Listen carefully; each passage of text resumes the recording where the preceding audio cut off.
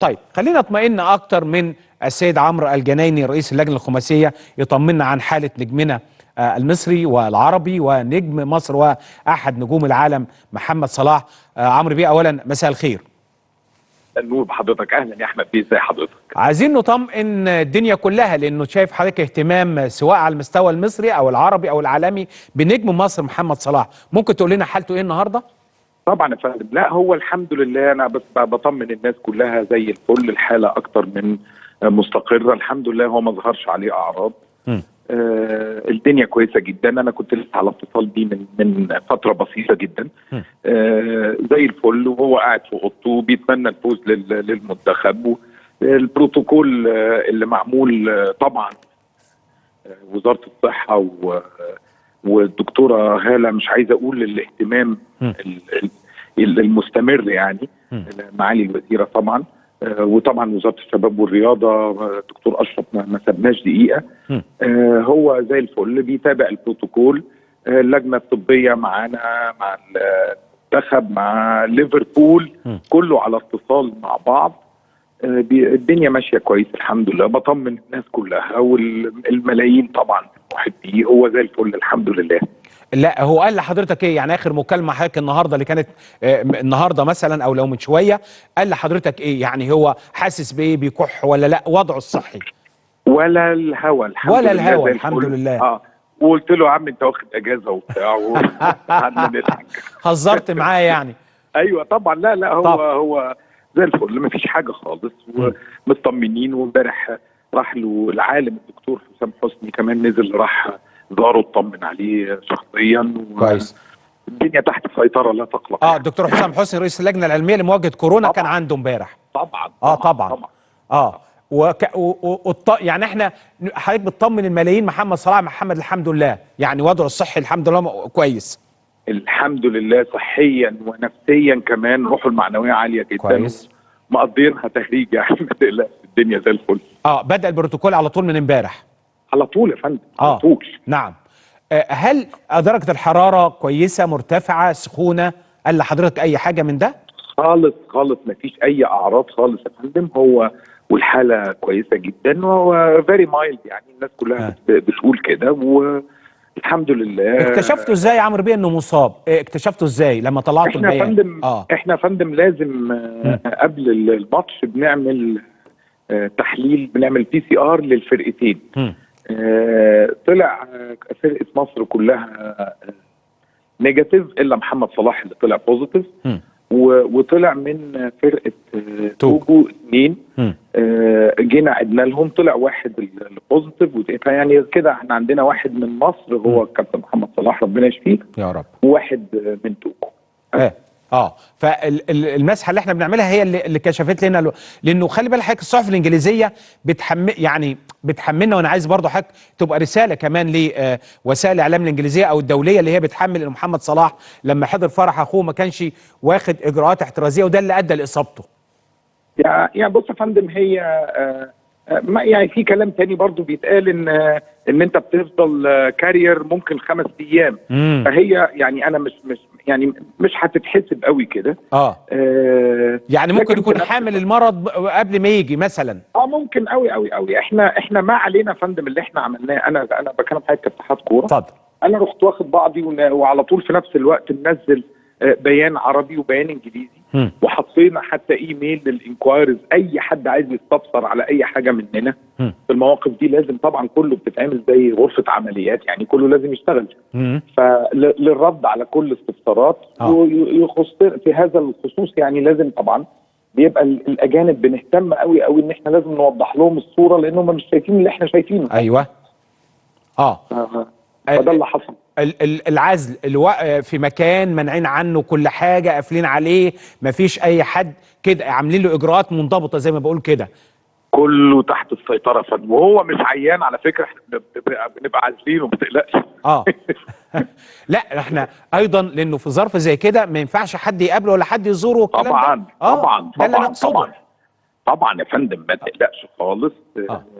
الموضوع متاخد على قدر كبير جدا من الجديه وكله شايف شغله يعني ان شاء الله يا رب نطمن عليه في اقرب وقت ممكن ان شاء الله، ويرجع لفريقه ويرجع للمنتخب تاني. هل ليفربول كانوا عايزين ياخدوه، يبعتوا له طياره وياخدوه يعالجوه هناك؟ هل حصل؟ لا والله انا سمعت الكلام ده بس ساعات من الميديا. ما عايزين برضو والنبي يا استاذ احمد، انا عايزين من هنا بقى نوجه يا جماعه، الناس كلها بتاخد منكم. يعني كل الدنيا دلوقتي بتاخد من الاعلام المصري. صح. والنبي يعني موضوع الاجتهاد اللي بدون اساس، الناس اللي بتجتهد بدون اي اساس هتخبط فينا والله. فخلينا بس ايه يعني نوثق المعلومه قبل ما نقولها وننشرها للدنيا كلها، لان ده في النهايه دي بلدنا. صح. وهنا اي كلمه عن تنقل خاصه على محمد صلاح العالم كله هياخدها بتحريف تاني، فاحنا عايزين يبقى في معلومات حقيقيه من غير تضارب. الله ينور على حضرتك. فيعني يا ريت يبقى في نداء كده للناس كلها، تعالوا يا جماعه بس نتحرك دقه قبل ما نجتهد، لان الموضوع ده ممكن يخبط في وشنا كلنا. ايوه في البلد كلها. مظبوط. حذفتوا ليه البيان امبارح؟ يعني لان هو كان تساؤلات للناس، حطيته بيان ثم حذفتوه بعد شويه، ايه الحكايه ايضا نوضح للناس؟ البروتوكول يا فندم بيقول ان انا بتاكد بعد المسحه الثانيه. تمام. كان طلع المسحه الاولى اول ما ابتدت انها ظهرت. نعم. وبعدين ليفربول نقل بالك، فاحنا كنا النهارده طب هننشر، وبعدين بعدها قلنا لا نتاكد المسحه الثانيه، حذفنا البيان. ونزل ان في 3 بنعمل لهم ريتست تاني. نعم. البيان بيؤكد هذا كمان، يعني ما ينفعش اطلع اقول على حد عي وهو لسه مش اكيد ان هو عي. نعم. فده وانا بعتذر عن اي لخبطه حصلت او تاخير حصل في البتاع، بس اقسم لك بالله يوم ما عرفنا ان المسحه الثانيه، وقت ما عرفنا ان المسحه الثانيه اوريدي خلاص طلعت بوزيتيف، اقل من 3 دقائق كنت اعلم. يعني كان عندنا شفافيه واضحه. بقول لحضرتك اقل من 3 دقائق. هايل. يعني لانه بعض الناس قالوا ان احنا كنا عايزين لما حذفتوا البيان عايزين نداري او نغطي، بعض الصحفيين الاجانب. يا نهار ابيض يا نهار ابيض، ده داري على ايه؟ ده صحه يا فندم. لا نعم. لا مفيش الكلام ده خالص. انا كان بنعمل تاكد من المسحه اللي طلعت الاولانيه، علشان كده اول المسحه الثانيه ما طلعت اول واحد وقف قال كده احنا. ما اعلنتوش اسماء الاثنين زملاء محمد ولادنا مين؟ مش عايزين تقولوا عليهم؟ لا ده في توجو يا فندم. لا انا عندي ما فيش حد في المنتخب المصري كله الحمد لله، ما فيش حاجه. يعني اللي عملناهم الاثنين التانيين اللي هم بتوع توجو مش حد في منتخب مصر. بالظبط يا فندم. لانه تفسر انه 3 في المنتخب المصري منهم محمد صلاح. لا يا احمد بيه، انا قلت يا فندم، انا قلنا نتيجه المسحه اللي اتعملت لفرقتين مصر وتوجو في 3 بنعمل لهم ريتستنج، بس هو كان الحقيقه ان 1 من مصر و2 من توجو طلع منهم 1 بوست. هاي نسقنا مع ليفربول كطبيب اطباء طاقم طبي هناك، نسقنا معاهم فيما يتعلق باللي احنا بنعمله بروتوكول علاجه وكله.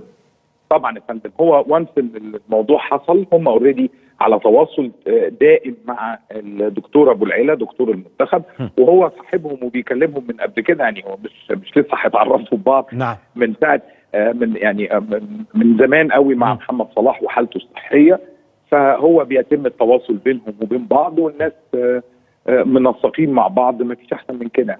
لا هم احنا بالنسبه لنا ما عندهمش اي مشكله بالنسبه لنا في عمليه العلاج، وهم عندهم ثقه في اللي احنا بنعمله، ان احنا عندنا تجربه كويسه في مكافحه كورونا. ده تجربه تدرس يا فندم. بالظبط. عشان كده انا بقول لحضرتك ان الحمد لله التنسيق تام، وما سمعتش كومنت واحد، لان زي ما قلت لحضرتك من ساعه هذا الموضوع ما حصل احنا تقريبا كلنا في غرفه عمليات. حتى الحاجات الطبيه لو في اي حاجه كنا هنسمع، بس لا انا بقول لحضرتك في شهاده والدنيا شغاله زي الفل، ويا رب ربنا يكرم ان شاء الله. ان شاء الله. فمره ثانيه بنطمن على الحمد لله صحته زي الفل ان شاء الله. ندعي له كلنا وندعي لمصر النهارده يا رب. وان شاء الله زمايله اللعيبه يفرحونا ويفرحوه، ونطلع نحتفل بال3 بونت وتصدر المجموعه وسلامه محمد صلاح اللي تاج على راسه. هياخد مسحه قريب، في مسحه قريبه هناخدها منه عشان نطمن عليه. الحقيقه مش عارف احمد بيه، هو بقى الدكتور اللي بيقول امتى بيعدي وقت معين، دي انا مش قادر ان انا. حضرتك اعلنت السوبر الافريقي هيكون في القاهره فعلا؟ انا قلت في كلام يا فندم، في كلام ان هو في كلام ان احنا بنتكلم فيه لسه مش اكيد. يوم ما يا رب تبقى من ضمن الحاجات اللي بتحصل لنا بوزيتيف السنه طبعا دي، الا الكورونا طبعا. الا الكورونا، كله كويس ما عدا الكورونا. نعم بالظبط كده. ان يكون السوبر الافريقي كمان على ارضنا ان شاء الله يا رب، ربنا يسهل. وانا بحييك وبشكرك، وهيكون لنا، ولكن عشان الماتش كمان النهارده مش عايز اشغل حاجات كتير، ولكن كان هدفنا نطمئن على محمد صلاح، نطمئن على منتخبنا كمان وروحهم المعنويه النهارده ان شاء الله. اتشرف يا فندم، كتر الف خير. شكرا جزيلا استاذ عمرو الجنايني رئيس اللجنه الخماسيه، بيطمئننا وطمأنه لحضراتكم للدنيا كلها صحه محمد صلاح. طبعا كله بيسأل محمد صلاح، طبعا لازم نطمئن عليه، ولكن زي ما بقول لحضرتك نكون عندنا ثقه اولا. وارجو ارجو ارجو موضوع محمد صلاح وغير محمد صلاح ابعدوا عن السبق الاعلامي على حساب بلد، لانه محمد صلاح النهارده موجود في مصر. محمد صلاح حالته يمكن قال لنا معلومه سيد عمرو الجناني،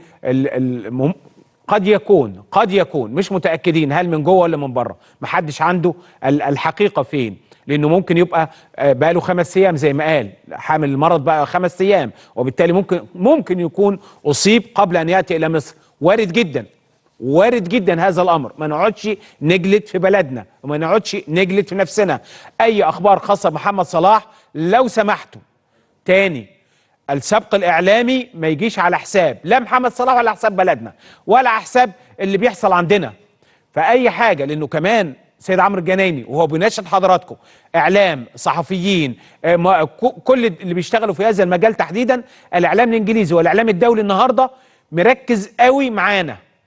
اي كلمه بتخرج من مصر لازم تبقى مدققه، بعيدا عن ان انا بعمل اصل فلان قال. مفيش حاجه اسمها هنا حد يفتي. موضوع محمد صلاح ارجوكوا بعيدا عن السبق الصحفي والاعلامي لبلدنا. بالمناسبه بلدنا اولا وصحه محمد صلاح ثانيا، واحنا بنخاف عليه كلنا، وكلنا نخاف على بلدنا ونخاف على محمد صلاح. مش عايزين اي اساءه.